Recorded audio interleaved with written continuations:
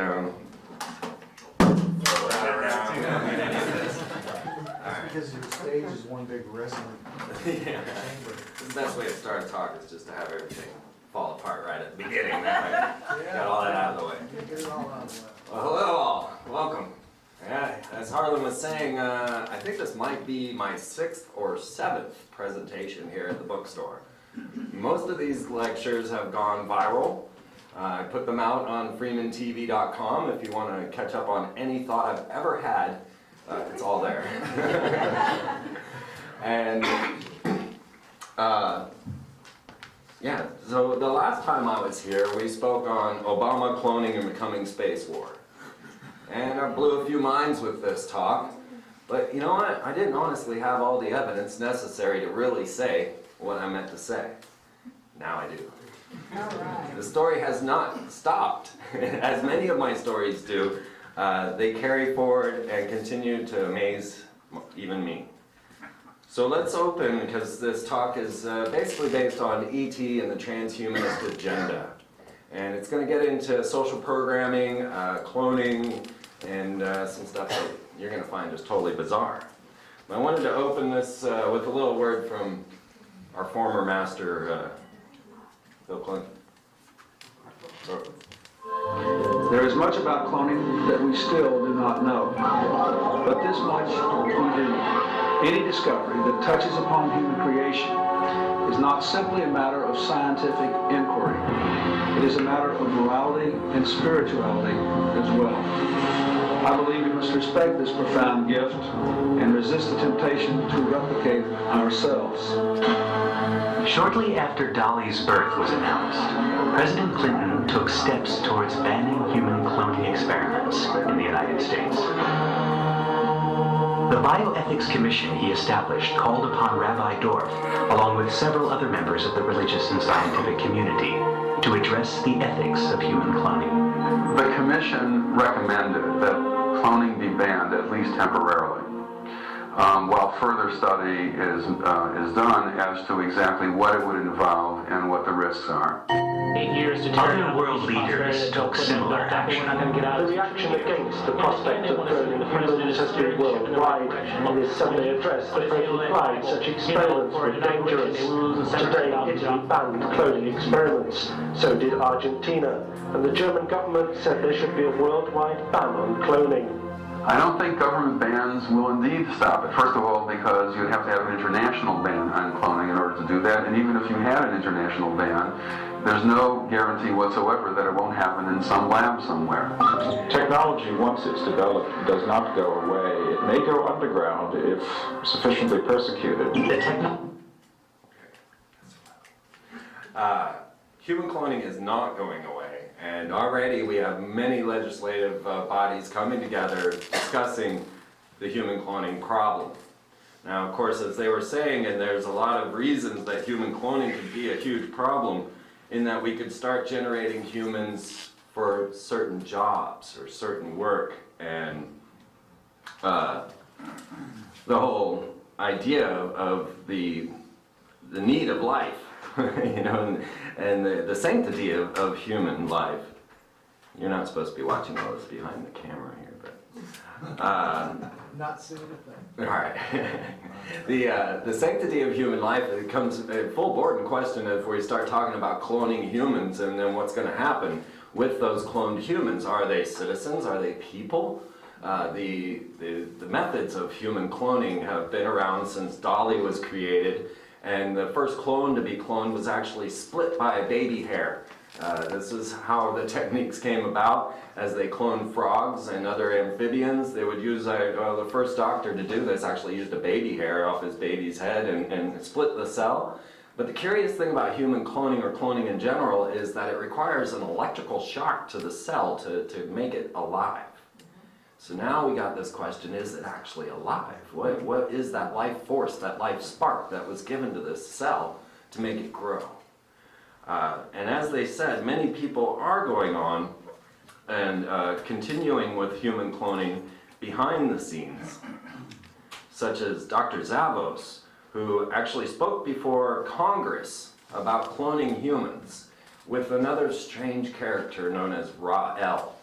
Now, I don't know if you guys are familiar with Ra-El, but he's been an object of my talks for a long time. This is a guy who claimed to meet Yahweh in a flying saucer. And he told him to begin these cloning techniques and a new embassy in Israel for the Elohim's return, which of course has a flying saucer-shaped swimming pool, I don't know. But the symbol that Ra-El wore to Congress and wants to put on this temple to the extraterrestrial gods in Israel is the Star of David interwoven with a swastika. And of course this caused a lot of strife. But Dr. Zavos showed up with Ra-El to say that human cloning was not going to go away. And I wasn't going to show you this. In the eerie blue light of his secret lab, one of the world's most controversial scientists shows off his creation, cloned human embryos that are genetic carbon copies of their father. Oh, my babies are doing well. They look beautiful. Filmed for a TV documentary, Dr. Panagiotis Zavos implants 11 of the embryos in 4 women, one of them British, in the hope of producing the first cloned human being. Now, the reason he can get away with this is that he is working in Saudi Arabia, where the cloning is not, the legislation on cloning is not as stringent, and he can get away with cloning humans at this point. So, as I came before you before, we were talking about Obama cloning in the coming space war. I wonder how many of you were here? Just a few. Okay, so let's review. Now, I had brought this topic up in the hopes that it would gain some more national attention thanks to the fact that Barack Obama came out discussing human cloning. But no one seemed to notice. It is in my new film, E.T. and the Transhumanist Agenda. I do have Barack Obama's speech on human cloning and how he found it profoundly wrong and dangerous, as many should. But perhaps he might just be a clone himself. Now, as strange as this may seem to you, this is a singular Egyptian family. It is the family of Akhenaten. This is Akhenaten who turned Egypt on its head, took the capital of Egypt, put it in Thebes, took it from Thebes and moved it to his own capital in Amarna. Got rid of the many gods and brought the first monotheistic religion, named the worship of the Aten. And so he was known as the renegade pharaoh because he was then placed, he turned Egypt on its head. But now the Freemasonic orders, the secret societies, revere this man. They call him the first individual. They call him the first Democrat.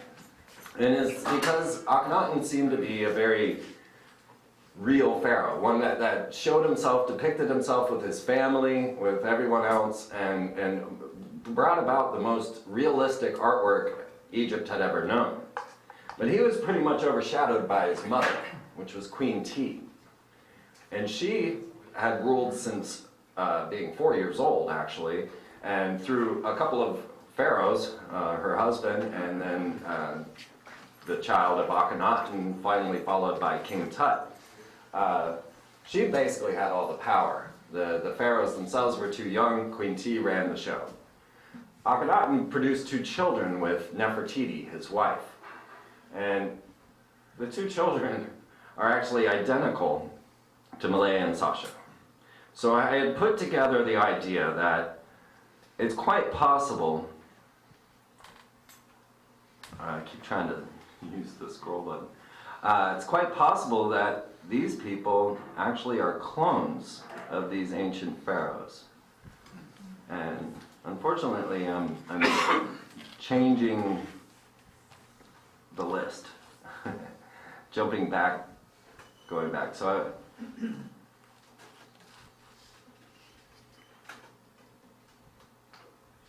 let's go ahead and just let this. So now the Secret Service gave the Obamas code names, and these code names actually fit perfectly with Akhenaten and his family. Now, I want you to know that I did not manipulate this photograph at all. I took the Time cover magazine of Barack Obama and I put it with Akhenaten's bust. I took the bust of Queen T, and that's Michelle Obama's high school photo. I took a bust of Merita Ten, and that is Malaya. Now you'll see that each of the code names that they were given actually fit the whole story as well. Renegade, Renaissance, Radiance, and Rosebud are the names of the family. Now, first of all, if we're going to call our president Renegade, this is what it means.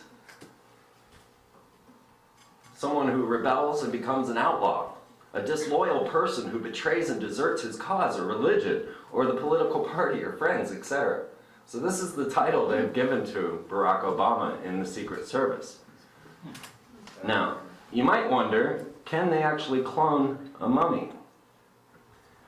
And in 1984, my screen, I can't see. 1984, they came out, a New York Times article showing that intact genetic material was taken from a mummy and cloned. Now, this is not to say they rebuilt the mummy, or brought the mummy back to life. They cloned cells. But the important part of the story was that mummification, a process that we still know nothing about. Lenin, Stalin are rotting in their mummy wraps. We don't know how to mummy like the Egyptians did. And mummification saves a viable cell for human cloning. These guys can come back. And they have. So. I think my ex-wife was So we have new ideas, new thoughts and theories as new TV shows come to play. I Cloned My Pet is the latest one, and I don't know if any of you have seen this, but now we're cloning animals, right? You're cloning your pets, bringing them back. Kind of getting this back into the stream of consciousness and allowing people to gather an idea of what human cloning could be. And now we're doing it first with pets, and of course it'll progress. It'll come forward and start to go towards humans more and more. But when I left the talk in Obama Cloning in the Coming Space War, I didn't have all the data I needed. I had announced that there was quite a good possibility that they actually cloned this mummy and brought him back. The Freemasons revere this man, like I was saying. Our leaders revere Akhenaten like no other. If you were to dig up The Secret Destiny of America by Manly P. Hall, who's a 33rd degree Freemason and one of their greatest speakers and authors, you'll find The Secret Destiny of America, Chapter 2, is Akhenaten, the man born 2,000 years too early, right?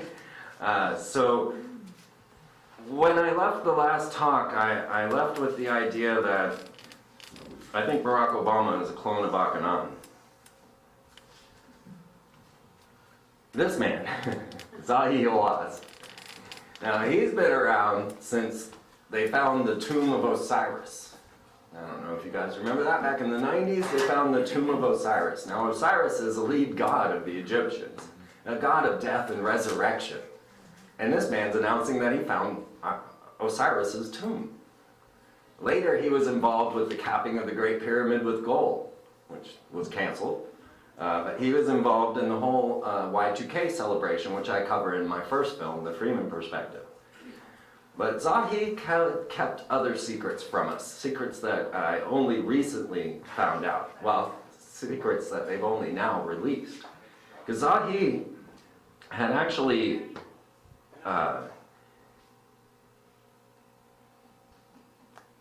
found, oh, that's the tomb of Osiris.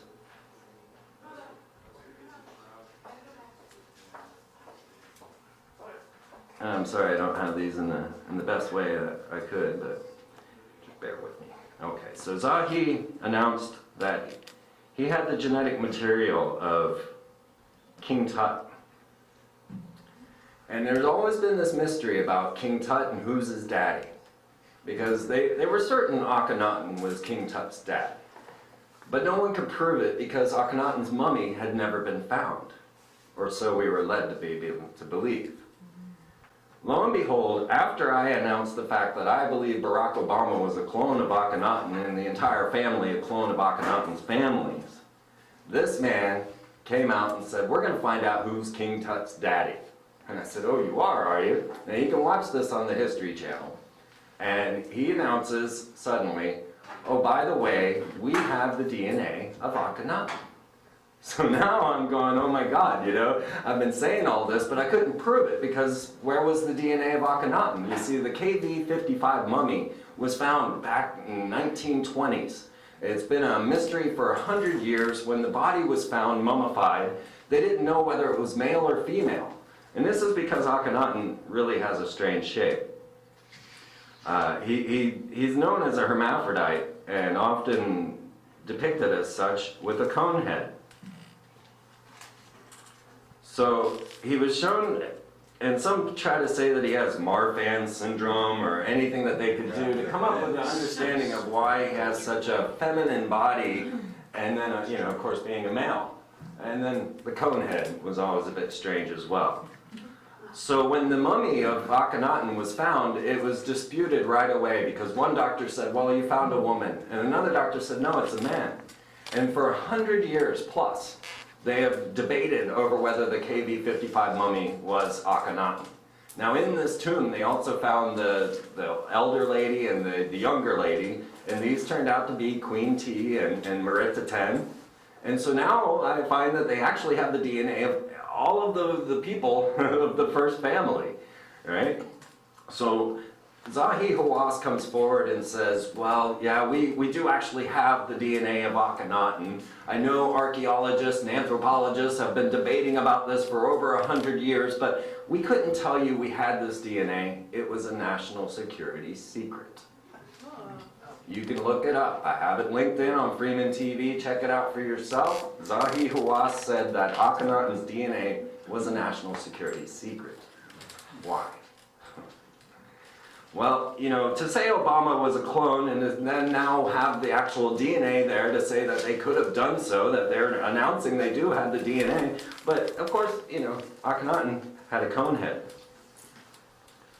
They couldn't exactly have a cone head show back up, and I don't think people would have taken that so well.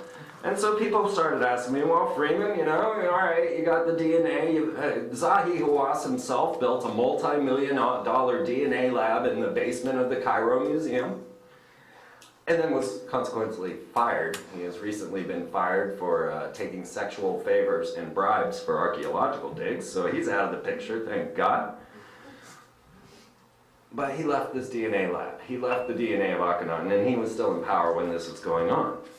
So they say, all right, Freeman, you know, we've got the DNA, we've got all the potentials, we have the ability to clone a mummy, we've got the ability to clone a human, but if they brought Akhenaten back, why doesn't he have a cone head? Well, maybe he did. Maybe he did. Next thing I know, people are talking about Obama's head scars. Big ol' X running across the cone of his head, as if something was removed.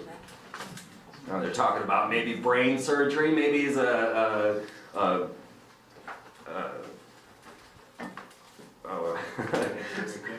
thank you, Manchurian candidate. Thanks for reading my mind.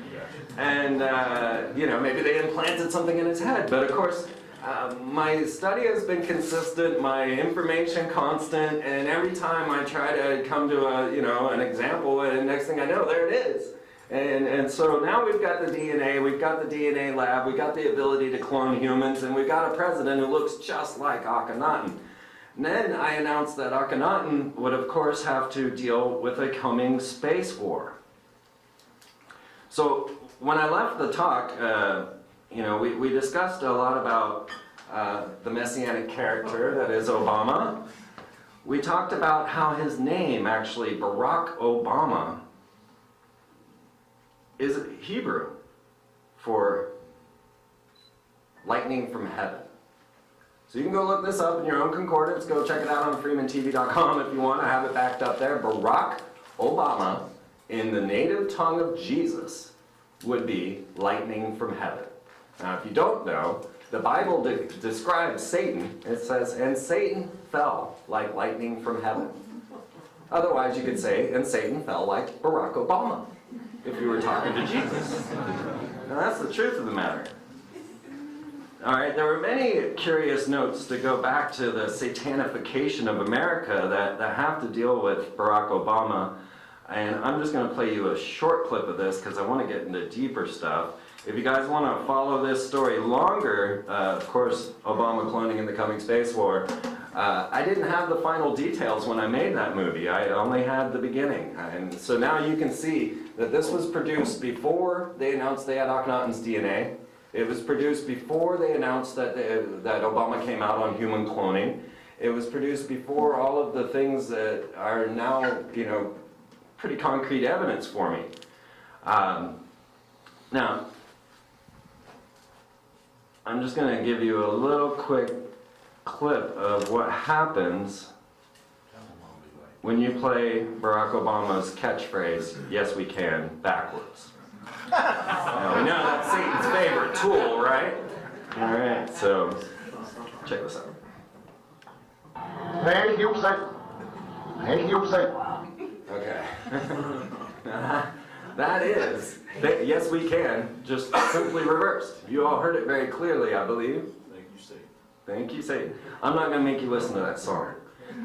But you can check this out on the front page of Freeman TV. And then, you know, the next thing I know that happens is Barack himself ends up heading off to Egypt to meet with Zahi Hawass. Now, there were a lot of mysterious things that happened at this moment. And I've gotten some insider information when Barack visited, and I'll leak that to you. But Zahi Hawass gave Barack Obama a tour of the pyramids.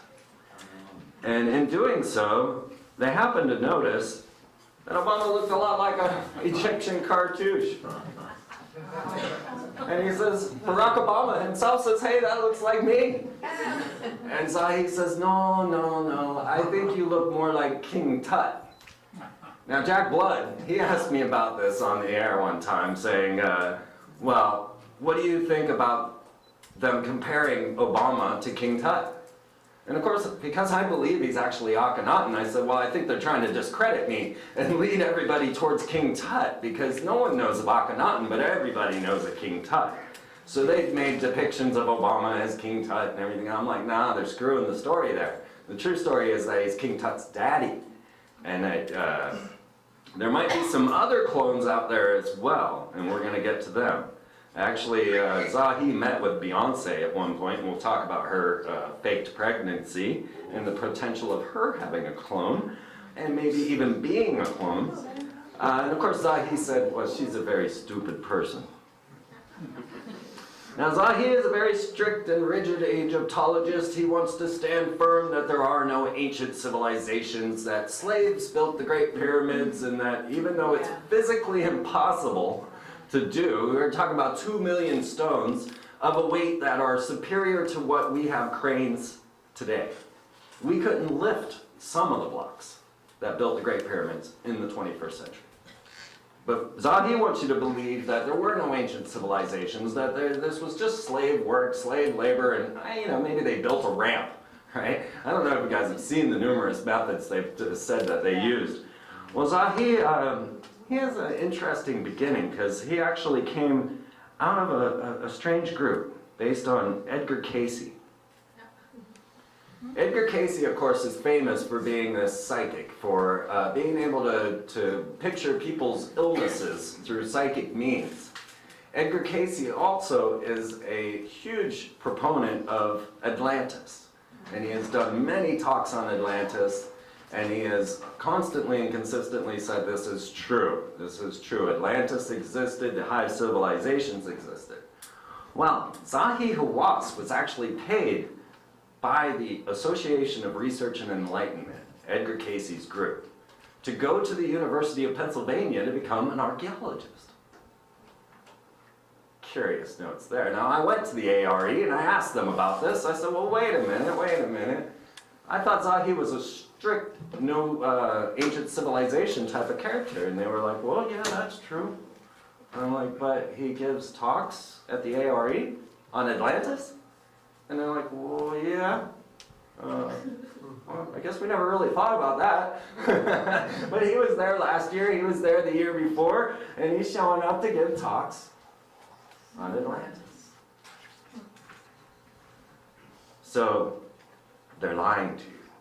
There is an ancient story. There is an ancient past. And the potential of bringing this ancient past to life is too much for them to pass up. They are absolutely working towards this end. So, we find that there is some sort of extraterrestrial connections to our ancient past. It seems to go to the stars Alpha Draconis and Sirius. And as you study more and more into secret societies, Freemasonry, you find that all of ancient Egypt, Mayans, the Aztecs, the Chinese, they all worship the star Sirius. She was known as Sothis in Egypt. Sirius is the symbol there you see that the Dogon tribe of Mali, Africa use. This is from their ancient traditions that has been passed down throughout the ages, and they say it was the fish people that brought this knowledge to them. Now, I have been one talking about the merfolk for quite some time. We have a thing that is known as genetic memory. And we find that there are certain clues and keys around, like if you go look at a building and you see an owl sitting on top of that building, that's not there for some artistic reason. That's there because the genetic memory of birds reminds them that they don't want to be anywhere near that thing.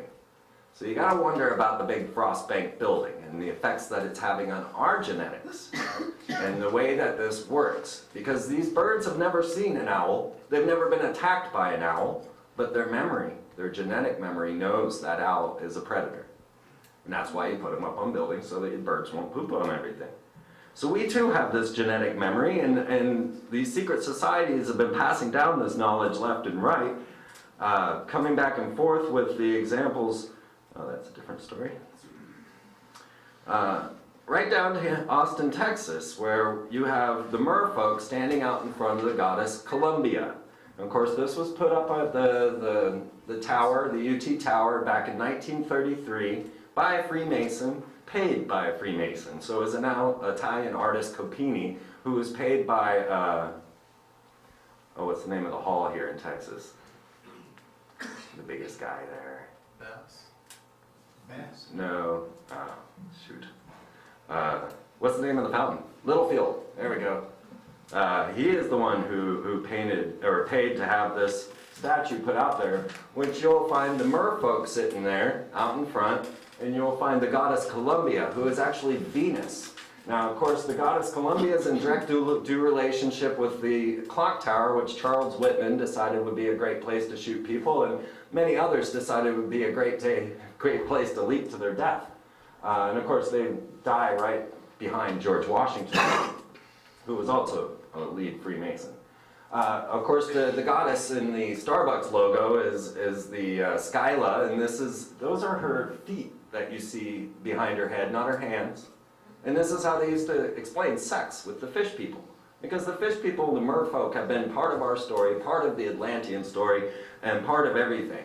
But it also comes into our genetic memory. And so these men use these type of symbols to constantly encode us and to use it to trigger us in our genetic memories. But could it have an extraterrestrial source? Now, this goes back, the goddess is often related to the star Sirius, and comes back through Freemasonry and all of their strange garbs and their unusual ways. Let's skip it. So our ancient past, once again, I gotta apologize for not having these in order.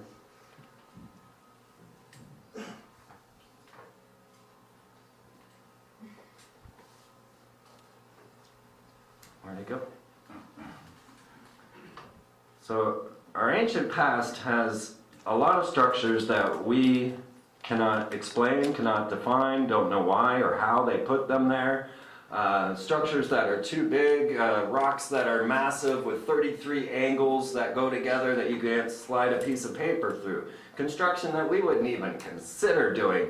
And yet they're trying to make us believe that the Aztecs left their fertile lands to go up to the northern Rocky regions and build massive pyramids with no written language, all astronomically aligned, set up to watch the stars.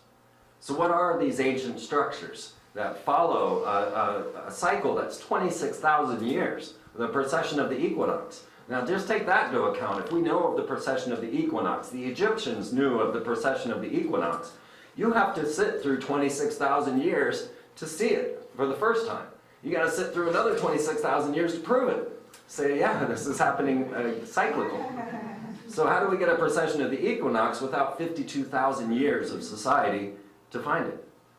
But what these things do is actually, they're giant speedometers on planet Earth, because we can see when things are accelerating or decelerating. By watching the stars rise, especially Venus, watching Sirius rise, watching the sun rise. And they would have certain markers in each of these structures. Now you've got Chaco Canyon of the Native Americans, you've got the pyramids of Peru, you've got the pyramids of Egypt, you've got Babylon. The list goes on and on of the ancient structures that follow the sun and follow the precession of the equinox to time, ancient time. We've got monoliths that they used in the temple of Baalbek, Lebanon. That's a person. Okay? That's 1,500 tons. We couldn't even think about moving that thing in the 21st century. But there it is, from ancient Baalbek. So there is a lot of structure, and a lot of evidence to say that there was high technology in our ancient past. And now they are watching massive time. The beings that have been depicted now through exopolitics, through that's extraterrestrial politics, is a new science coming forth. They've labeled them the Alpha Draconans and the Syrians. And so one is known as the dragon, or the Draco, and the other as the merfolk, or the fish people. Lo and behold, if we don't have the dragon and the fish people in our main programming structures and city-states. Not to mention that just the obelisk, the dome, and the pentagram are the ancient Egyptian hieroglyph for Sirius. So if you go stand downtown, you'll see you've got the clock tower as the phallus. You've got the goddess who represents Sirius herself, and Venus. These two come together in Isis and Sothis. And then the Capitol dome with the goddess holding a pentagram on top. Now that is the hieroglyph for Sirius in ancient Egyptian. And you'll also notice that that goddess on top of the Capitol looks very strange. I don't know if you've ever gotten a good close-up look. I have it in my film. She looks just like the depictions of the weird humans that existed back in Babylonian times. You start looking up pictures of Enlil and Enki and Ninharsag, and you're going to see these weird faces. They really got strange body structure, and of course that's exactly what the goddess on top of the Capitol here looks like. Then I ended up at Manly P. Hall's library. This, again, that 33rd degree Freemason that stood, who writes all of the, I'll get a close-up of this, who writes on all of the Masonic secrets. And this is the doorway to his library. And what you'll see here, let me go to the next picture. Well, I wanted you to notice that they're being worshipped. And then I'll give you a close-up.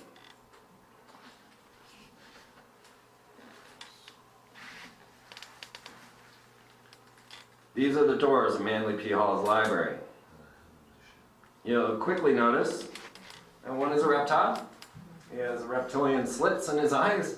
I'm not sure when these doors were carved. It had to have been the early 1900s when Manly was around and doing this stuff. And then, of course, the other one, a fish man. And then, as I showed you, these men are being worshipped. And you'll notice that the reptilian is holding a pine cone. And this is typically a sign of the pineal gland, in a way of getting inside of the third eye, the mind, and being able to transmit transcendentalism, right? And then the merfolk, the merman, he has a penis staff, or reproduction, and you know, cloning and technologies. Well, the description that they gave of these two, oops, that's the wrong one, these two races, from exopolitics themselves. Now, when exopolitics came out, they weren't talking about the Pope and the Queen. But I happen to find that these things fit perfectly. So the Alpha Draconans control human elites, institutions, financial systems, keeping everybody in scarcity and struggle and insecurity. This is the way the reptilians stay in charge. This is the way they keep themselves in control. But their opponent, the Syrians, were ones that they could never defeat because the Syrians had so much technology that they couldn't defeat each other. So then they formed a union and maybe landed on planet Earth and started what we know of as the divine right to rule. and their bloodlines carry on and on. Up to you to believe whether that's possible or not. But the symbolism is consistent, and of course I have hundreds of hours going into this very story. Then I came to Barack Obama and his current state, and when we walked through the whole symbolism, I found that they have a list of terror tactics they plan on using on us. Werner von Braun came forth to tell us exactly what they had planned for us. And he seemed, now Werner von Braun, you know, he's a Nazi. An ardent Nazi, yes. SS, full brotherhood, doing all the rituals and everything else that they had before them. And of course, he came over to America for Project Blue Book, or Project Paperclip, and began working with a young man known as Walt Disney. Well, Werner von Braun, now a Jet Propulsion's laboratory scientist getting us up into space, announced that there was going to be a method to bring about their Luciferian dialectic and their new world order. He said first they're going to use a Red Scare. They're going to use the Russian scare to start this process of a new world order. Following that will be terrorism. And of course, that's where we were back in 9/11. They said after terrorism will come asteroids. Well, so I just took Werner von Braun's word and said the next scare will be asteroids.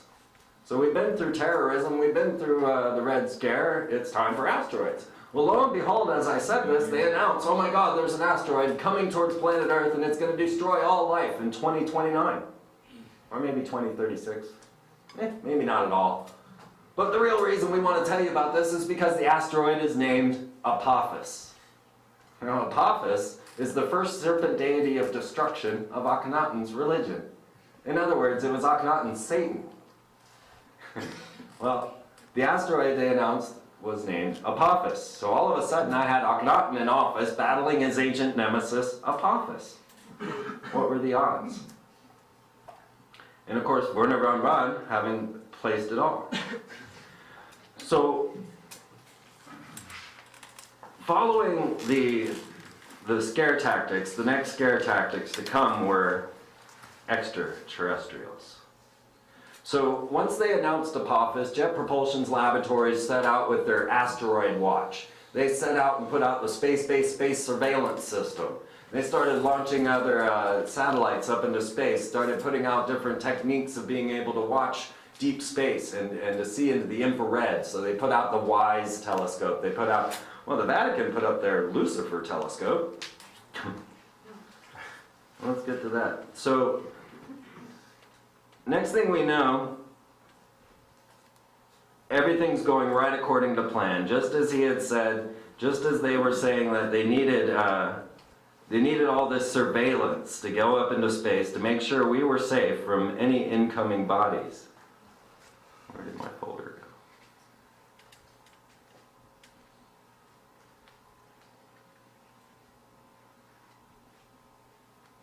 Oh, that's weird. I think I lost my folder of space news. Oh, no. Okay, so here is the news headline. It's called Apophis. It's 390 miles wide, and it could hit Earth, right? So there, you know, there's the fear of Apophis. You know, just to prove it to you that I wasn't making that up.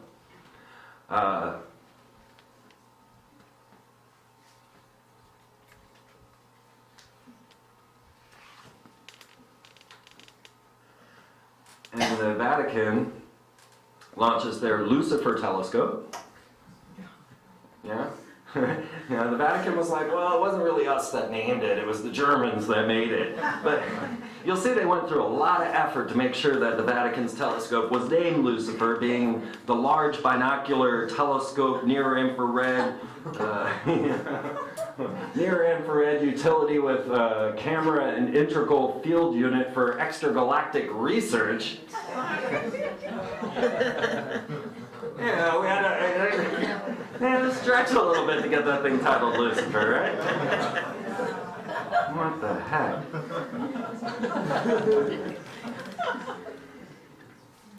That's in Arizona. That's right. That's right. And it's not that far away.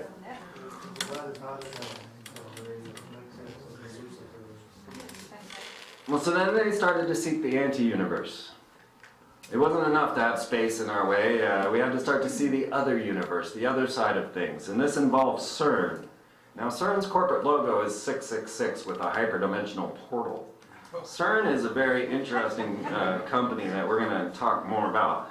But they launched out the alpha magnetic spectrometer, which went up to the International Space Station and is stationed there now to see the anti-universe, to see the dark matter, to see the other side. Because something has triggered them to start needing to get more into the infrared, to start seeing deeper into the other worlds. And at the same time, they've decided that they might want to see inside of closer worlds. So right at this moment, we have the Grail satellite system, which is mapping the surface of the moon and also the inside of the moon. If you guys remember the bombing of the moon, anybody? All right, yeah, they bombed the moon. Now this was ridiculous because one, it cost $79 million to crash the Lacrosse rocket into the moon, and it had already been done. The Japanese had sent up their Cayuga satellite and crashed it into the moon to see what would happen. India sent up their Chandrayaan-1 and determined that there was all kinds of water on the moon. This was months before we ever launched NASA's Lacrosse mission to bomb the moon. And it was my personal belief that the bombing of the moon was actually to strike it like a gong so that it would ring, so that then they could use computer tomography to be able to see inside of the moon. So much like in Jurassic Park, when they pound the ground and they can see the bones of the dinosaur underground, you pound the moon and they can use HAARP, a high frequency active auroral research program, or any of these ionospheric heaters actually can then see inside of the moon, and they found it was hollow, at least 70%. Then they went to Mars's moon because, well, Buzz Aldrin, he wanted you to know that there was a monolith on the moon of Mars. And he wanted to make sure you knew this, so they put him on the Worldwide Wrestling Federation, talking about the monolith on Mars. They put him on 30 Rock, talking about the monolith on Mars. He was on Dancing with the Stars with Pamela Anderson, talking about the monolith on Mars. Start to embed the idea of alien cultures into our world. Now, Buzz says it was either aliens or gods that put it there. I'm not sure which. But so they sent up another system up there. It's called the Marsis, and this kind of goes to Mars and Isis. And these are the two fighting gods that really, if you want to get deeper into the story, you got to get to Velikovsky and Worlds in Collision. And you'll find that Venus was a comet that came into our solar system, and that it caused great havoc in the entire solar system until it settled down. But then it had kind of sent Mars off on its own careening path. And so most of the ancient stories of catastrophe, the deluge, and the stories in, I believe it was Isaiah or Joshua, telling the story of incoming asteroids, incoming fireballs, and then followed by this massive, the Earth stood still. So now they have sent up rockets to Mars's moons, Phobos and Deimos. Now this means fear and panic are the names of Mars's moons. Now Phobos has been one that has been very strange. Now no one ever saw Mars's moons until 1877, even though we had telescopes long before that. Suddenly there they were. And now we have gone and investigated with the Marsis, and we found out that Phobos was hollow. Now Phobos is the one that every satellite that's ever been sent to it has vanished. And recently the Russian satellite, Phobos, what did they call that one? Phobos Grunt, has just recently crashed back to Earth. This was just in the news not long ago. So once again, another lost Phobos satellite. But the Marsis program managed to go in silent running, as if it was some sort of silent submarine. They shut down all electronics, they shut down all systems, except for the ones necessary to see inside of Phobos. And they did. And they reported it hollow. They also reported, well, we won't be able to show you a picture of the monolith. They brought it up again. because we had to shut off all the electronics to do a silent running to Phobos. This is all going on in your space right now. So the next portion of the story, after Werner von Braun had told us that we'd make it through asteroids, the next part was extraterrestrial. Extraterrestrial threat was what's needed. And so, of course, all of a sudden, we've got films, The Event, we've got V, we've got, endless alien stories. Did you know that the day the Earth stood still, which once again goes back to the Mars-Venus story, but the movie itself, have you seen this new one? It pretty much depicts humanity as a lost cause, and that any aliens that wanted to come visit should probably just wipe us all out. Right? If you watch the movie, that's pretty much the moral of the story. Well, they decided this would be a really good movie to send to Ursa Major. So it was simulcast. While people were watching in the theater, they had simulcast The Day the Earth Stood Still to Ursa Major. Or, I'm sorry, Alpha Centauri. That's right, they sent the Doritos commercial to Ursa Major. with the device iScat. Now, you guys might remember iScat because it was right below this. Alright, iScat is another antenna array, much like the HARP system, which many people have heard about. I did make the first documentary on HARP, by the way. Ever. But this was a big story here at Brave New Books, thanks to Lucas, and a really large story on my website as well, because I have been covering this thing for quite some time. Before it happened, I was discussing these clouds in their spirals. Okay, so this wasn't the first one to happen. How many of you are familiar with the Norway spiral, or is this new news? Okay, yeah, many people saw Lucas's production. The Norway spiral was fairly easily explained, and what had happened is in America, we launched what was known as the Cloud of Care. And CARE stood for the Charged Aerosol Release Experiment. And what they did was launch a rocket up into the upper atmosphere, about 177 miles up, which is just about the exact height of the International Space Station. And they released an aluminum oxide cloud, which then burst out and looked like some hole had opened in the galaxy, and then it sucked itself up and vanished, right? And I covered the launch live on my website and from my radio show on the Free Zone. And then the news broadcast about the Cloud of Care, but they didn't know what it was. They said, we've checked with all authorities. No one knows what this thing is. And yet I covered it live on my show. I think that the news probably could have figured it out. But instead of telling you that it was an aluminum oxide cloud launched up to test noctilucent clouds, they said, we think it's aliens. And I got that news clip in the film, so you can see it for yourself. Well, the noctilucent cloud with the aluminum oxide cloud that they sent out is made of sapphire.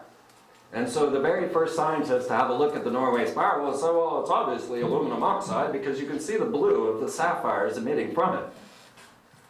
Now, the Cloud of Care didn't form a spiral like this. The Cloud of Care, it did spiral because the rocket spiraled as it ejected it, but it didn't make a crazy pattern such as this. What we got here is that right down here at the bottom of this hill is the iScat antenna array in Norway. And so what it seems is they're pulsing this thing with their ionospheric heaters. Now iScat has the capability, like I say, to send Doritos commercials to Ursa Major. I'm not exactly sure what they're testing with this system, but I've been watching a lot of them. And this isn't the only one. It's been over Russia, over China, over Norway, and over America. So this is something new that they're dealing with. But of course, they're trying to bring us to the fear of alien invasion. So of course, the Vatican came forth, and they said, well, we're going to have a massive ET conference, and they had their scientist, their Reverend Benjamin Funes, come forward and say, well, yeah, aliens are real. Yeah, and they didn't suffer original sin because they weren't born of Eve. Yeah, so now we got the Vatican saying, well, yeah, aliens are real and they're better than us. Another Vatican astronomer, this guy, very strange, he's actually the curator of the Pope's personal meteor collection. And he came forward and said, well, yeah, I'd baptize E.T. if he showed up. But Benjamin Funes, he was actually sent off to work with CERN. And as soon as Benjamin Funes, this guy was admitting absolutely aliens are real. Now he's working with CERN, and they're launching off this alpha magnetic spectrometer to see into the anti-universe. And as you see, I had many different examples of these strange missiles. And then NASA got involved, and they got a Rothschild to be their alien ambassador. Yeah, imagine that. Lynn DeForester Rothschild, or Lynn Forrester de Rothschild, is now the NASA alien ambassador. And they weren't the only ones. They was also brought forth by the Royal Society, had a massive meeting on it. The UN announced their alien ambassador, who was Moslin Othman. And she categorically denies being the ambassador to aliens, but that was the point she was given. So, Moslin Othman. So all of a sudden we had the Royal Society, we had the Vatican, we had the UN, we had America, NASA, all coming together and getting together their alien ambassadors, ready to take on what's to come.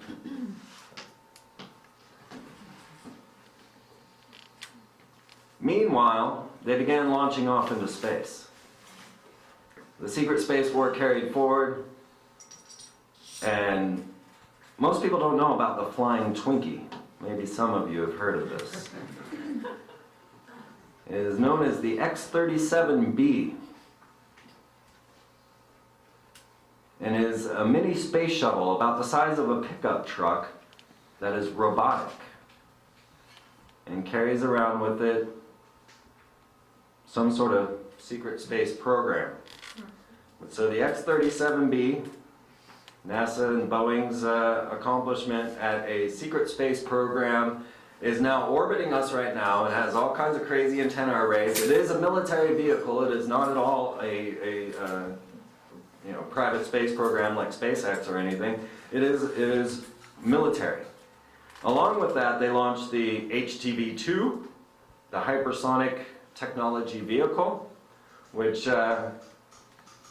they lost 3 times. But after not losing it, they actually found out that it can make it across the ocean in about 15 minutes. I forgot the exact speed, but many times over the speed of sound. Which oceans? Over the Pacific. It can make it from, I think they said it can make it from California to New York in 10 minutes. And it's up there now, it's ready to drop in at any moment. And meanwhile, we have many antenna arrays around the globe. This one is in Australia, and as I began talking about it, lo and behold, if there wasn't this strange droid eye that started showing up in the satellite relays. So all of a sudden now we've got, and you'll see that's directly over the antenna array, which is right here, and the Learmouth Solar Observatory is there as well. Now, I've had some theories about what's going on. Of course, I often go back to the secret societies and their symbols and their messages, and they constantly speak of this second sun. And there's always the symbolism of the 2 suns. Even Barack Obama's symbol of the rising sun, or Target's symbol of the sun, and the sun behind the sun was always a key figure. Well, it's been found that there was a potential binary star for our solar system. And it's known as G1.9. And strangely, it looks exactly like the Firefox logo. Alright? Now, we found that most solar systems are binary. Most of them do have a second sun, some even trinary like Sirius. But when you're in a binary star system, you go out and you get pulled away and you move slower as you get distant. But then as these 2 suns start to come together, speed picks up. And the closer we get to the second sun, the faster everything goes. But you would never be able to determine this from Earth because all the planets would be speeding up, the entire solar system would be speeding up, and so everything would stay relatively the same. But if you had giant monolithic structures that watched long distances of time, you would know when the planet started to speed up. Many have talked about the potential of some sort of catastrophe coming our way. We had Elenin, we had Planet X, well, we had the String of Pearls event where the comet struck Jupiter. I personally believe in this binary star system. And there is a group of scientists in Spain, star viewers, who have announced that G1.9 is heading straight towards us. NASA says, no, it's an exploding nova, it's just getting bigger. And they said, no, it's getting bigger because it's heading at us, and we are heading at it. Now, of course, this always goes back to the ancient stories and the ancient past, and we find that, you know, we have these certain triggers that bring about fear. And of course, one of these triggers, other than yes, we can, being thank you, Satan, is 666. I don't know if you know, but in Hebrew, 6 looks like this. So your monster, 666. So 666 is one of these things that's coded in as a trigger, you know, to make us worry that it's the number of the beast. And what is it? What is 666? Well, in English, the word F-O-X, or fox, actually transliterates into 666 because F is the 6th letter, O is the 15th letter, and X is the 24th letter. So, you know, 1 and 5, 2 and 4, 666. So fox. And of course, as I showed you, the G1.9 looks exactly like the Firefox, or Fire 666 logo. All right? Conoco also breaks down into 666 in a pentagram, and of course Disney and Monster, and you'll find numerous 666s all around. And then it also boils into the VW logo. So if you took it to Hebrew, you got 3 V's because you're crossing 2 V's to make 3, and there you have once again 666. But the 66 is actually the number of the fallen angels according to Kabbalistic practices, which is what our leaders follow. And so W actually is the letter or number 66 of the fallen angels. And this is why in Star Wars they say execute order 66 and they kill all the Jedi. And then you'll also notice in your new story of Fringe, as they go to the other dimension in Fringe, they're all got FF on their logos, which again goes back to this fallen angel scenario. Okay, so let's move right ahead. If you want to get deeper and deeper into that story, which I could go on and on about it, you have to pick up the DVDs. I got it all. Or just go to freemantv.com. Everything's free there if you want. So now we've got the whole story where we're looking at this situation. They're trying to program society. They've been through the different scare tactics. We've had the different, the Red Scare, the terrorists, the asteroids, and now we're up to aliens.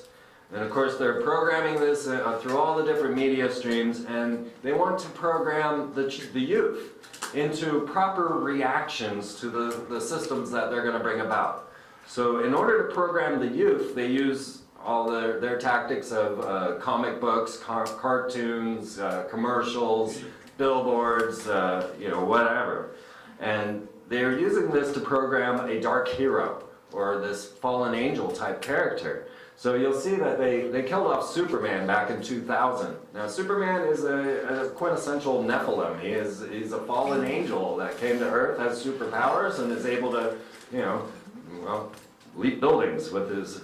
But they killed off Superman. They turned him into 6 clones, which I thought was pretty interesting, but these 6 clones didn't really take off. The one clone that they made sure was primary was a black Superman who carried guns. What does Superman need with guns? Nothing. But it's for programming the youth, for programming what they want you to be. But then they just says, let's do away with Superman, let's make Hellspawn our true character of worth.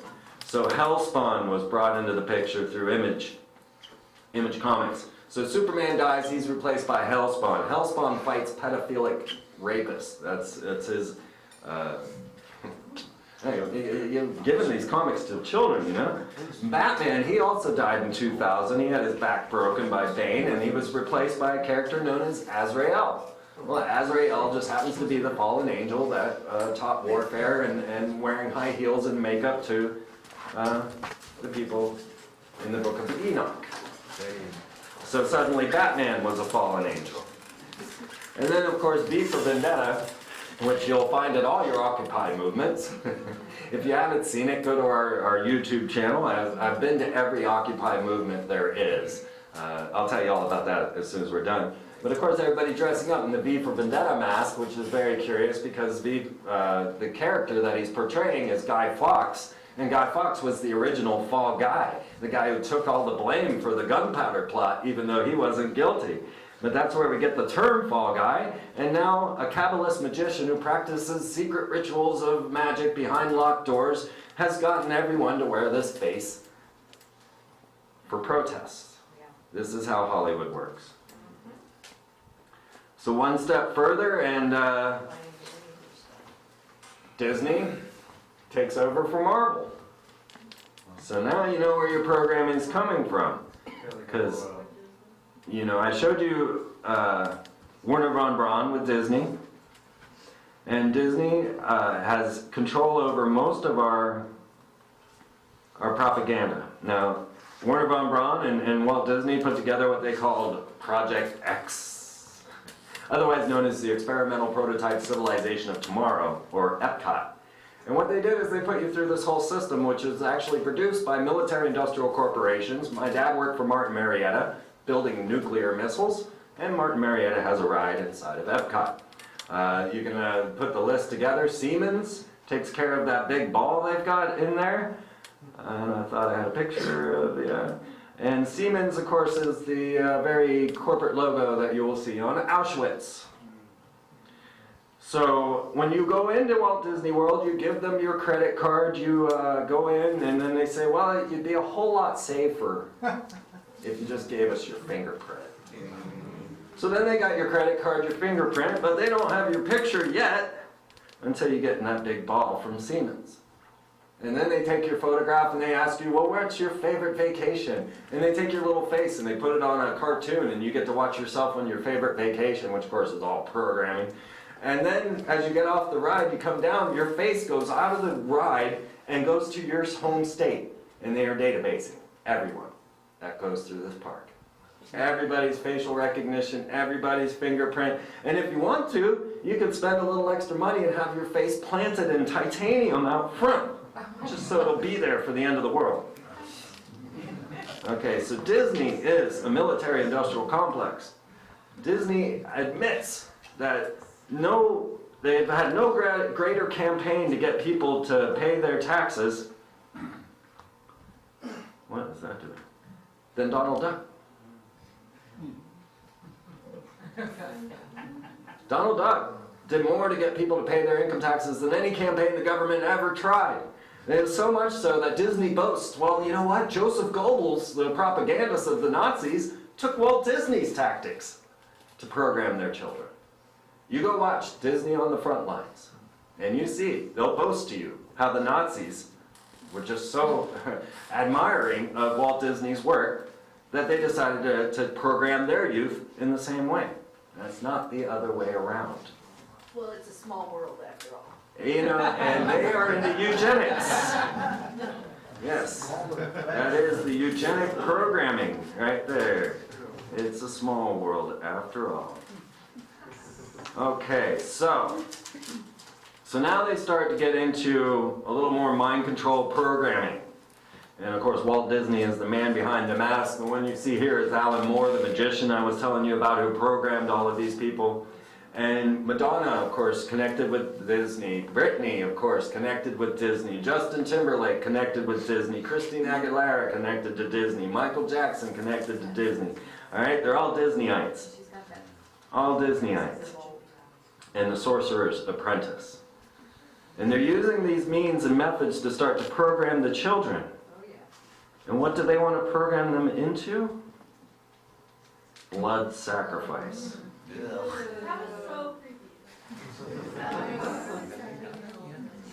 Okay, this is the VMA Awards. She did this on American Idol as well, you know, nice child time programming. She promotes herself as a Luciferian character with burning angels on stage. And once again, this being at a Video Music Awards, not, you know, video where it's just, this is live and in front of children.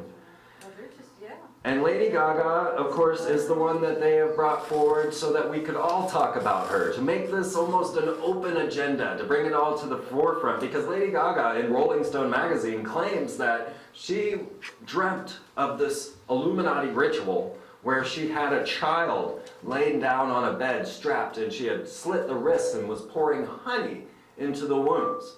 You can go read this in Rolling Stone magazine, Lady Gaga. And her mother says, oh, Gaga, that sounds like an Illuminati ritual. And what the heck does Gaga's mom know about Illuminati rituals, right? You know, pouring honey in the, I've never heard of this before. I study this stuff, right? What? So she's bringing it all forward. Her latest news, of course, is that she was in a London hotel with a bunch of Scottish Rite Freemasons. This just came out. Of course, it happened, I think, in November, but the press is just now coming up with it. And left a bathtub full of blood in the hotel. Yeah, check it out. It's in the news right now. And of course, she was meeting with a bunch of Freemasons. It's of the Lord. Now, She's so gross. when you... This also goes back to the Scarlet Woman of the Ordo Templi Orientis, which is more of a sexual occult order based loosely on Freemasonry. It's kind of another sect of Freemason, a pendant body of Freemasonry, the Ordo Templi Orientis, OTO, and they worship the Scarlet Woman, who is supposed to be the herald of revelations. And so, you know, there you see her as the Scarlet Woman, and of course the bloody sacrifice. Now the Freemasons, they will come out and they put on these rituals inside of locked doors, and I've been to more Mason temples than Masons, and I can tell you all about what I've seen. And I've also seen that Roy Kroc of McDonald's is a Freemason, Dave Thomas of Wendy's is a Freemason, Colonel Sanders is a Freemason, and these are just a few of the obscure ones. You know, all your food are weapon systems, all these fast food companies, and of course every corporate logo is a Masonic logo. But this is what you would dress up like if you were going to go into a Mason lodge and take your oath of agreement, which is binding yourself under no less penalty than to have your throat cut across, your tongue pulled out by the roots and buried in the rough sands of the sea. And you wear a noose around your neck and you're blindfolded and you have, you know, a pant leg rolled up and your shirt bared and all of that. Well, so lo and behold, at the Video Music Awards, what happens to Pink? Yeah, she shows up in full Masonic regalia. Yes. You'll see that instead of the rolled up pant leg, she has the checkerboard floor of a Freemason. Let me see if I can get both those pictures up at once so you can see that together. Pink. This is Pink from...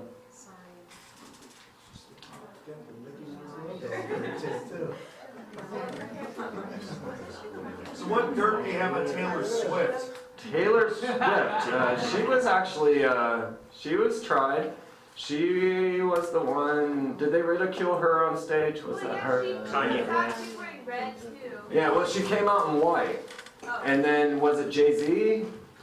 Kanye comes out, ridicules, and now we got Jay-Z, Kanye connection with the Freemasons and all. The new one, Lana Del Rey, which then Brian Williams and NBC News, after she had a very bad performance on Saturday Night Live, said the worst Saturday Night Live musical guest ever.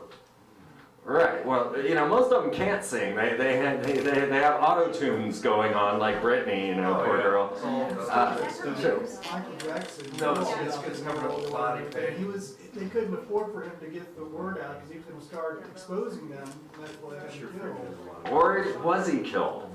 I have another theory. So now you see that they are actually programming your youth, and they are putting all of this into the system and engineering a new type of family, as Disney ABC calls it. And of course, the new modern family are transvestites. And you'll know that the Nazi Party was actually formed in a gay bar. I don't know if you know this, but the Nazi Party was very gay.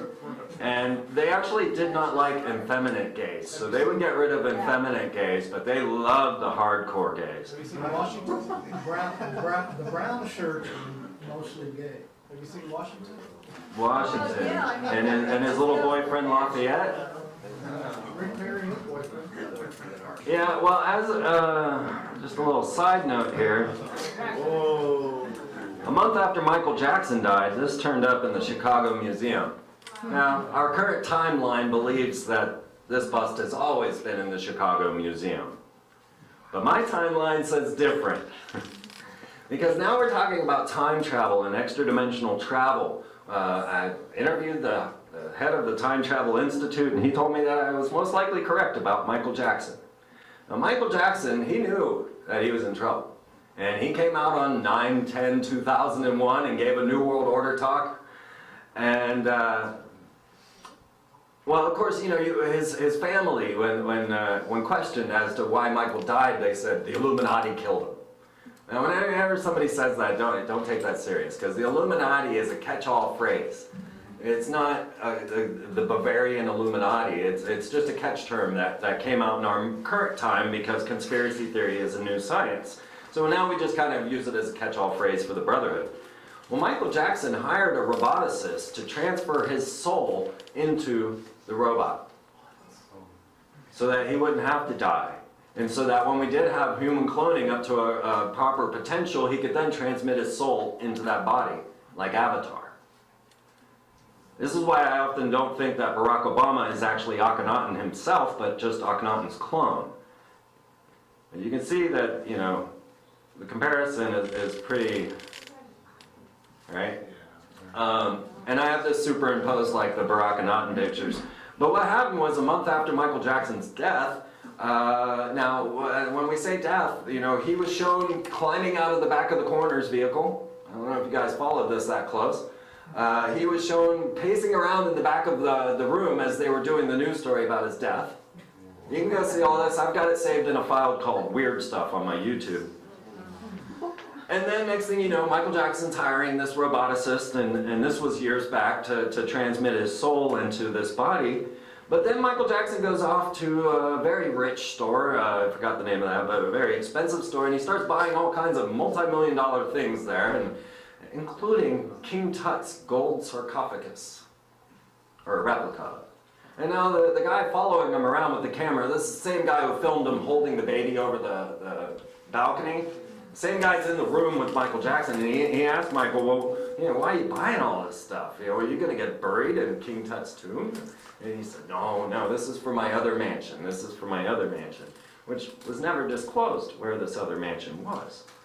But if you start to take this story and you start to follow it quite a bit, as I was telling you about iScott being able to send Doritos commercials to Ursa Major or mind transfer technologies,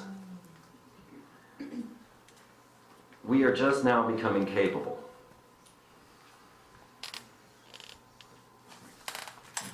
I'm glad you brought up Michael, because I had forgotten. You can't forget about Mike. Yeah. I personally believe that he is sitting back. What about Elvis? Oh. I got a whole other story about Elvis, but you'll have to talk to Paul Lafley about that one. We're just biological robots. So. Well, the thing of it was, I don't know if you guys have seen this, but the entire SG-1 characters are actually the Obama administration, and this was put out to you by the, yeah, and this was produced by the United States Space Force. Check the credits. Check the credits.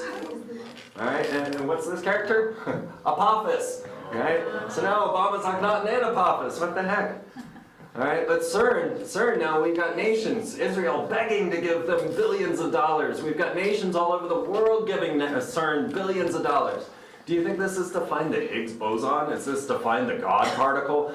Why are nations paying so much money into this thing? A Large Hadron Collider. What is it? It's named Atlas and Alice. So we've got the king of Atlantis, Atlas, and Alice through the looking glass, down through the portal, right? Well, one thing that most people don't know about CERN, now they are about to announce whether or not they've actually found the God particle or not. The latest news is we're about to announce whether or not we figured anything out. But they have another contraption attached to CERN that many people don't know about or even discuss or anything, but it's the LHC grid. And the LHC grid is a massive 200,000 interlocked computers that have all their own direct fiber optic lines, and it is the most massive computation device ever been created on planet Earth. Now the LHC grid has been moving in its computations, and it moved from petabytes to exabytes. Now, of course, none of us know what the heck that is, but an exabyte is 1 quintillion bytes. So you thought you had something with a gigabyte, right? No. An exabyte is 1 quintillion. Quintillion. How do you say that? Quintillion? I mean, it's like, oh my God. How did the United States stop building their own super collider? Well, because of ants, right? No, there was the RIC, and the RIC, the Relativistic Heavy Ionic Collider, which collided gold particles and folded space-time, which they still haven't figured out, right? So that's another story. But yeah, we are absolutely working with time travel through the American studies, which is the Relativistic Heavy Ionic Collider. The Large Hadron Collider of CERN, actually, with its grid, pushing exabytes. Now, it would take 5 exabytes to store the entire written catalog of planet Earth. Every written word can be stored in 5 exabytes. All right, that's how massive this is. But what they found is they were doing what they call, there was a different group known as the Blue Brain Project, and they're the ones working on mind transfer technology. They found that they can transmit your soul, they put in quotes, into a computer. But this computer has to be capable of processing exabytes. Guess what? CERN is. So now if you compound this, you take it together and you say, okay, we've got the LHC grid capable of mind transfer technology. We have ionospheric heaters such as iSCAT that can shoot commercials to Doritos to Ursa Major. Then we could then take, like Avatar, transmit our souls into this computer and shoot it off to the next star as long as you had something there waiting to receive it. So what could we have waiting to receive it? Well, currently, they almost evacuated the International Space Station as the Russian rocket blew up on the launch pad or crashed back down to Earth before it could come up, and they weren't going to be able to get any more supplies up to the ISS or the ISIS. And so they were going to evacuate the International Space Station. And this would have left 6 adult stem cells and Robonaut 2, hanging out with 4 iPhones. Now these 6 adult stem cells that are sitting up on the International Space Station, launched by the last Atlantis space shuttle, which was the 33rd launch of this space shuttle, which was supposed to be launch 233, but then they moved it, switched it, put it backwards, and they put 234 before 233. It was very confusing, couldn't figure it out. But Robonaut 2 is now up and functioning in the International Space Station and hanging out with 6 adult stem cells that were launched up with the iPhones. This was the last mission of the space shuttle. Now these 6 adult stem cells are there for human longevity. They're there to study human longevity. And Robonaut 2 is a telepresence robot, which means you can transmit yourself into it. So that's what's going on in the International Space Station at this point. I think there's lots more to our story than meets the eye. And the programming that they are conditioning all of us to is to the dark hero and a warrior type mentality. I think that we've reached the end of this portion of the story of E.T. and the transhumanist agenda. And we should all take a quick pause before I come back and tell you. Well, let me go ahead and go through this real fast. Okay, so the elite began building a global society. And they were building new structures, new cities, and preparing for this new global society. Each of these cities are actually extraterrestrial because they can launch into space. There's Astana in Kazakhstan, Canberra in Australia, and of course, DC in America we have. But the newer cities that they're putting up, well, first of all, we're led by this man right here. Now, Henry Kissinger set out to get the UN control over, the world, and he had set up 10 regions of America for the 10 regional governors to control. And of course, Barack Obama has just now announced that he has the legislation set and they are picking the 10 regional governors. This was, in coordination with Richard Nixon, that they set up this UN regional zones. But Henry Kissinger was the main overseer of the city of Astana. And Astana, that means threshold, and is a new city of the strangest city you can imagine. Now from the air, Astana is set up as an ancient seal of Solomon to bind spirits. It actually looks just like this. And this is the Bicentennial Mall in Nashville, which is also designed exactly as a seal of Solomon to bind spirits. Then you get above Canberra in Australia, the next global governance location, and of course it looks like a seal of Solomon to bind spirits. So I've been tracking these different cities as the New World Order 21st century capitals, and they are preparing these as the new city-states to take over once the catastrophes or whatever calamity that they're intending will bring about.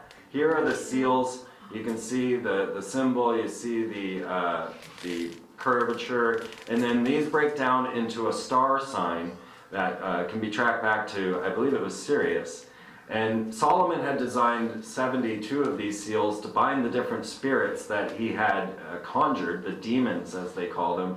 And you will very quickly see that these two can be compared very easily. You'll see the curvature, the line, and then this here coming up, there's actually an obelisk over here that stands up. Each of the things are actually included in there, and so they are designing the new cities to be seals of demons. Where was Astana? Astana is in Kazakhstan. They're actually building the first indoor city there right now. One of the richest places, that's Dubai, and Dubai is the other one that I was tracking was as one of the same. Now Dubai is announcing that they will be the leader in privatized space programs. And of course, what's in Dubai? Atlantis, right? Okay, so boy, I don't feel like I concluded this on a great plot because I wanted to get deeper and deeper into what the solutions are. So I want to close this up, and we're running out of time. So let's leave that there. You are living on a planet now, and I'll just give you my final statements on this, where human cloning is an absolute potential and probability. The elite of our world now see that they have the ability to transfer their minds into a cloned body. Therefore, eugenics works for them. They can kill off all of us and need to kill off all of us because they're going to live forever.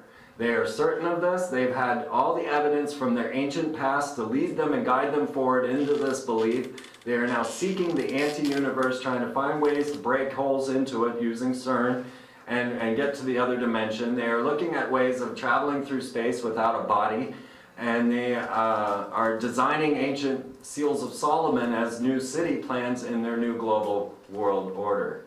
And all of it is going exactly according to plan, and this is only because we are all programmed and conditioned to respond in a particular manner. And so all of the television shows, the different methods that we have been given to fight these people are exactly the wrong answers. So going up against riot squads with shields and whatnot is stupid, fruitless, and futile. I've been there, I've done it, I've been to the IMF WTO protests, 500,000 people gathered together to say they were against these organizations. What did the news say? Angry protesters fighting cops in the streets. And there was not a lick of violence in Washington, D.C. while I was there. But somehow the media found a story to show violence at this protest, even though there wasn't any. Unless, maybe somewhere off in a corner, somewhere, they found the violence. And then they made sure that that was the only picture in every newspaper all across the United States. Even though there were thousands of photographers and news crews there, one photo was shown throughout all of the news. They are programming us to be these angry, rebellious characters. They are constantly predicting this, programming it into the Hollywood mainstream so that we look at things and we want to oppose them. And what they are not doing is guiding us to our own synchronistic selves, to the fact that we are guided by the divine, that we actually all have a soul's purpose that is there for us to follow, and it has been usurped, stolen, and taken away through religion and finances. Money is a spell that denied you God. And now we all believe and think that that's the only method of salvation. And so we consistently and constantly go back to the elite to try and save ourselves when they want nothing but us dead. So we need to turn our tail and move away from this aggressive opposition, and we start to move towards what we're calling the friendship agenda. And we do have a new social network site called friendshipagenda.com so that we can all meet up, talk, and actually meet in the real space. You can go there and join, and then you can meet with all the people. They're all amazing, wonderful people that I have met personally, and I had them all join. We're up to about 1,200 members now. We decided that friendship was the only answer to this solution, that the bonds of friendship surpass all of the elite's programming, and that once you start to know your neighbor, once you start to grow gardens with them, once you start to have block parties on your street, they have no more power. Because suddenly you realize, wow, we're all human. We're all here together, and we actually love and are beautiful beings. But they consistently want you to believe that humans are nefarious, evil creatures that will do nothing but destroy their neighbor. We have to disprove that, and we have to prove it to the world and share that with the world. So now we have the mainstream media. We have the media means of promoting ourselves. We are now YouTube stars. I'm currently going to be in a movie with someone made famous through YouTube, a transvestite known as Chris Crocker. You might remember him from Leave Britney Alone. Well, he is now famous, all right? And he has the ear of the world. He's hanging out partying with Paris Hilton because he put up a YouTube clip. So we have power now. And they're going to try and take that. We all know that. SOPA and all of the other things trying to get rid of us, but they're not going to. And through this media stream, we can actually start to represent ourselves as the humans that we are. And I've begun this myself. I have the Mystery School Mobile Media Lab experiment. I'm driving around now in my big yellow school bus. Hopefully that will become more of a further bus along the way. I've seen what Ken Kesey and the Merry Pranksters did, and it was hardly anything. And they changed the world. I plan on doing a whole lot more. So we've got our big yellow school bus. We're heading off on the friendship agenda, and we're meeting up with Tesla scientists, permaculturists, and every city that we go to, unlike the Occupy movements, we are making an impact. We are planting gardens. We are making sure that the neighborhoods learn how to plant gardens, teaching them how to build worm farms, teaching them how to properly cater to these lost lands that need to be replenished with the proper nutrients to get the worm farms going, get the ormus going. And on top of this, we are meeting up with the Tesla scientists, and we are going to put together what we call the Type 1 Roadshow. And it's going to be this crazy display because somebody put me in charge. And I don't slack. I'm going to make this thing blow up. It's going to happen in Philadelphia in October for the first one, but then we're going to bring it to Austin, Texas. So it's just as cool here.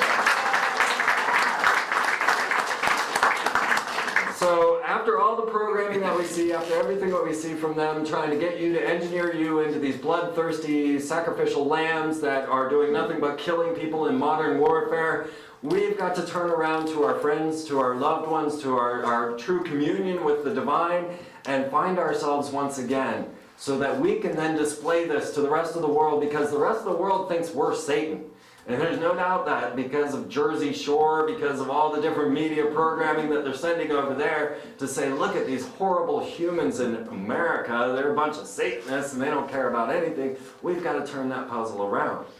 And it's not going to be an easy thing to do, but if we can take over the mainstream, if we can then even just use YouTube, as I have done, I'm now in 2 movies, 2 Hollywood productions that'll come out this year. One was me at the zoo, which was all about Chris Crocker and his transvestite, holy moment, like Double Rainbow Guy, right? I mean, Double Rainbow Guy was huge. All you gotta do is cry at a rainbow, and this gets the attention. But people are feeling the human nature that Double Rainbow Guy gives, right? And they're like, oh man, I got goosebumps listening to this guy cry. I'm gonna make music out of this, and it exploded, right?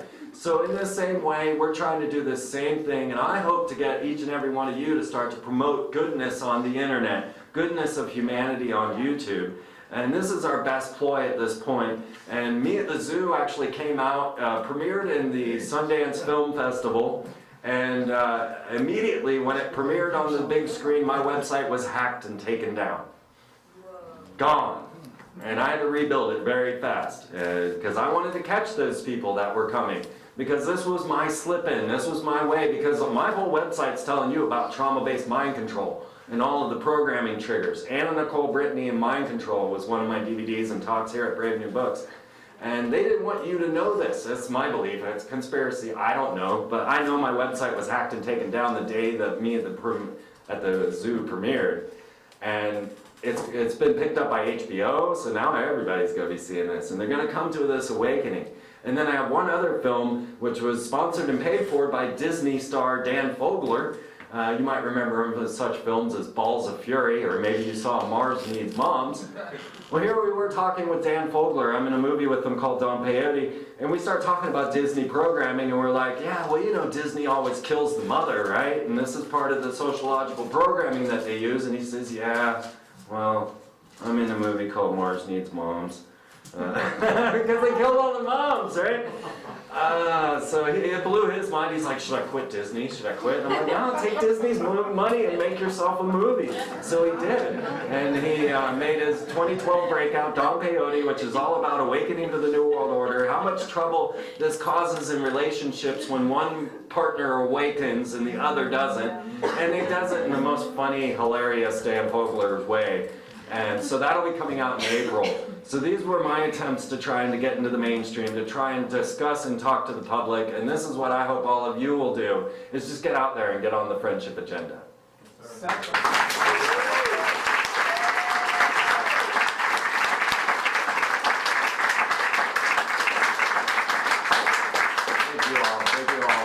I can't believe you all showed up. This is... South by Southwest is coming up. You should do stuff then. It might be there. I'll be in my big yellow school bus heading to Hollywood at that moment. What can we do to help?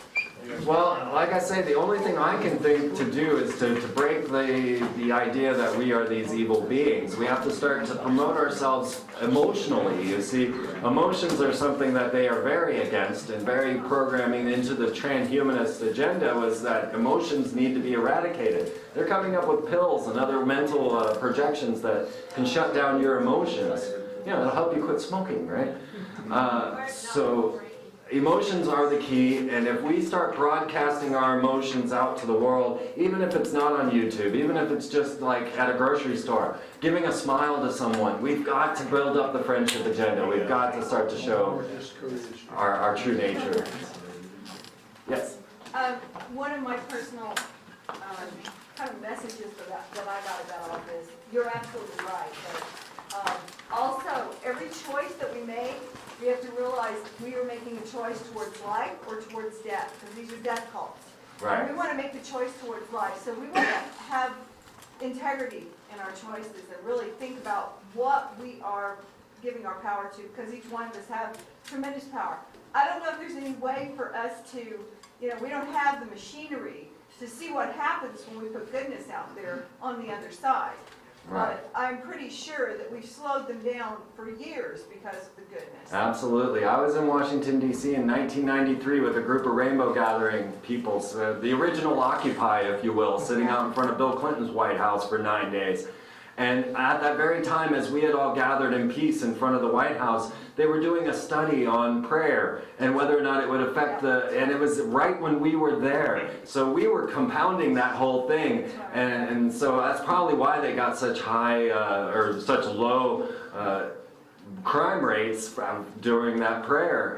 We were there as well, and we didn't even know that this was going on. So yeah, absolutely. We have so much more power than they tell us. And they want to keep us boxed in and believing. I mean, you know, you got your bitten apple here. This is actually the bitten apple of Snow White, and it's poison and puts you to sleep. That's where he came up with the logo. It's in Steve Jobs' own biography. So, you know, that's the whole thing. We've got to get back to human-to-human contact, and we've got to break out from this whole programming. Yes? I had a question about CERN. All right. Are you familiar with the connections between CERN and the god Apollo at all? Apollo? No. For instance, like, I was wondering, maybe you could tell me, but maybe not. CERN or Cernunnos, the long form, is a Celtic god associated with Apollo. The French town that CERN is located in is named after Apollo, had a temple to Apollo during Roman times. And then there's a statue of Shiva, the destroyer god, outside CERN. And, well, some people connected this to Revelation 9:11, the angel from the abyss named Apollyon, Right. the destroyer. Can you give anything to add to that? I don't. Although I did look into a lot of that, and of course the Apollyon connection And the Higgs, the God particle, right? The Yeah. their God. What was I going to say to that though? I don't know. Yeah, I'm sorry. I did have something there, but yes.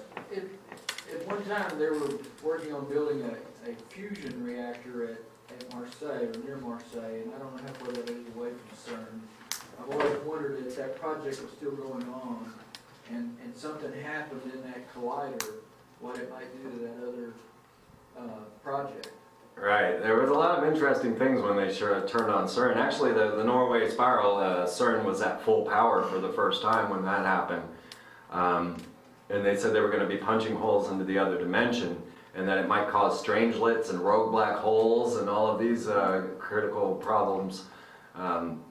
And of course, there was a time-traveling owl that shut down the whole system when it dropped a baguette on the wiring. I don't know if you caught that. Yeah, CERN. I have a whole CERN news section on my website. So anything you want to go back and look up, it's all there. Didn't they have like a massive explosion when they turned the thing on full power? Like they had a coolant failure and there was this explosion in a certain portion of the CERN?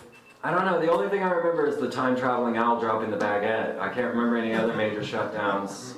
Before it ever went online, it was severely damaged and had to be completely redone. Okay. Yeah, I probably have that backed up somewhere. Because, yeah, I mean, I started talking about CERN when I was on Access way back with William Henry. And, you know, they didn't even have the LHC grid then yet or anything. Hi. I studied genetics at the same place where I studied U.S. history, UT, so I might be wrong on this. Your genetics thing with Barack Obama, we were studying Dolly the sheep at that time, and Dolly was getting osteoporosis, old age diseases, and the explanation was that Dolly was receiving chromosomes from a sheep that was aged, and hence the chromosomes were turning on old age problems, and Dolly was getting old age problems at a very young age. Right. Wouldn't Barack Obama, if he got genetic material from someone from Egypt that was old, wouldn't he be having these old age problems? Yeah, and it's hard to say. You know, My man, have you not seen articles that specifically show like the graying of his hair? I'm not afraid of age. Articles that show. He has aged quite a bit. What's interesting is the office of the president, it seems that like everyone, or his birth certificate. They do. They like die immediately. But yeah, you know, and the problem being that the guys, Ian Wilmot and out there at Roslyn, didn't even bother to know which sheep they had gotten the cells from, you know, so we don't even have a knowledge of where the cells came from, because they didn't even expect to be famous, right? They were just sitting there in their little ranch in Roslyn, which of course Roslyn Chapel plays into this whole story too. And yeah, they didn't keep any records as to what, you know, where the sheep came from or anything. Do you have any thoughts on? Go ahead. Do you have any thoughts on the upcoming 2012 Olympics or prognostication possibly? Because I mean, I'm sure you know the logo looks like Zion. Yeah, the Zion, and then of course the alien icons that they have. Oh man, I got their name right there in the back of my head. Mitterrand and whatever, the one-eyed aliens that they have. And of course, the single eye plays into the story a lot too. I was doing just a crude, it just occurred to me one day to look into that a little bit, and you know, I'm sure it means nothing, but you know, it's the 30th Winter Olympiad, so XXX in the Roman numerals, and then I started thinking to myself, I'm trying to find connections, and I thought, okay, 2012, and so I'm like, all right, well, how can I bring that together? I just thought lines of latitude and longitude. I'm sure it means nothing, but I happened to plug in 30 degrees latitude, 12 in longitude, and it happens to be in Libya. So I thought that was an interesting, you know, thing. Again, probably means nothing, but again, with the war that just happened, and of It seems to me, I know the architecture and the city layout of London, obviously the city of London. I know in 1984 they had this giant flying saucer hanging out over the Olympics. And, you know, it might be a really good time for that type of programming for the alien arrival for the 2012 Olympics. It seems like a culmination of something will happen to me. Yeah. I don't know, for 2012 I'm like, okay, nothing's real. Nothing is real. There's no such thing as a presidential election. There's no such thing as legislation, government, religion, or any of it. Money, it's all a thought. Yeah. Let's just let it all go for 2012, all right? Forget it all. Forget it all. And now we'll let you all go so that we can get down to the real brass tacks and just start chatting. And I gotta use the restroom. The Illuminati card game isn't big then, it's supposed to be I haven't looked at that card. I was just looking at the Lady Gaga card recently. You know, where Weird goes pro.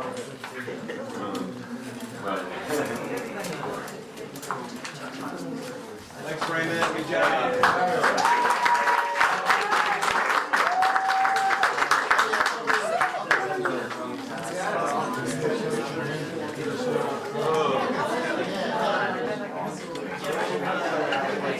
I'm a Freeman, you're a Freeman.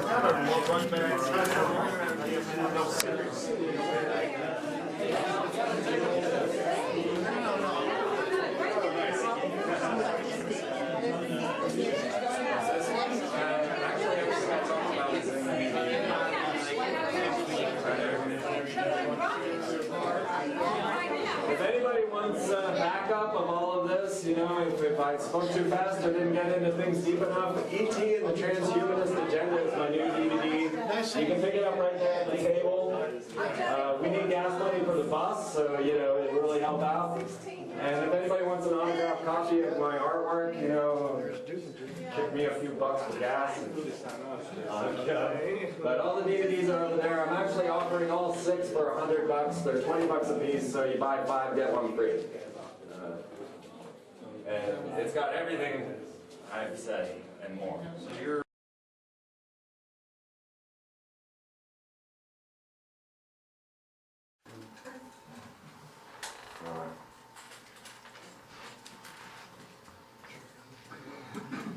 How you guys enjoying this? Oh, yeah.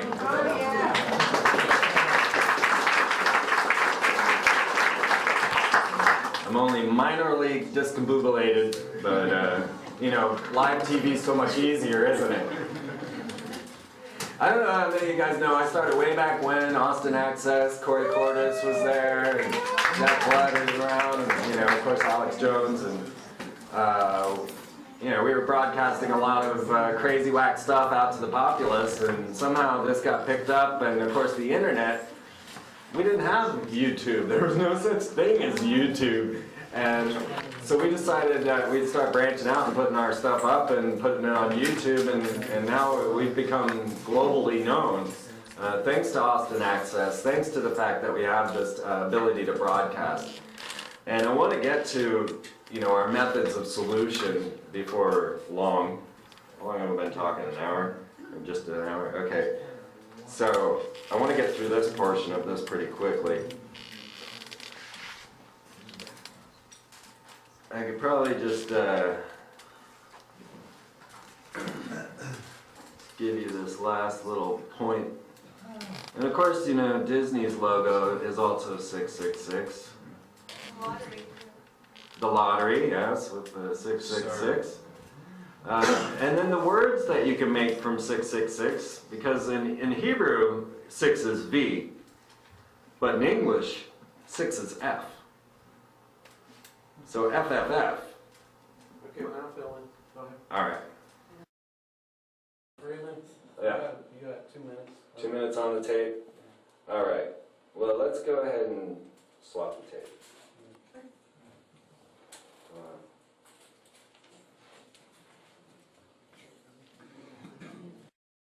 My name's Harlan. I'm the owner of Arabian Books. I've been here for 5.5 years now.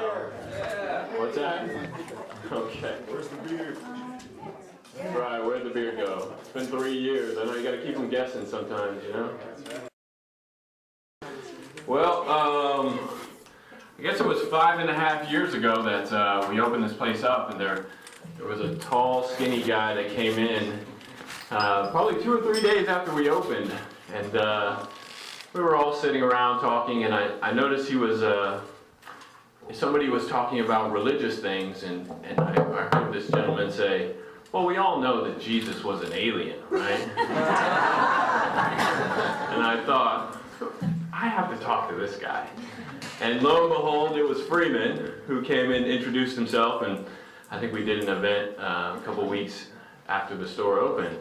And so Freeman is a true friend of the bookstore, has been here literally since day 1 or day 2. And we're so glad to have him back, and it's so glad to have all his friends back. It's so good to see so many people that I haven't seen in such a long time. So please keep coming back. We'll have lots of good stuff in store, but nothing quite like tonight. Freeman is a renowned researcher and investigatory writer on many topics, including the occult and conspiracies in general. And I think you're all going to walk away very satisfied that you heard something you probably never thought of or ever heard before.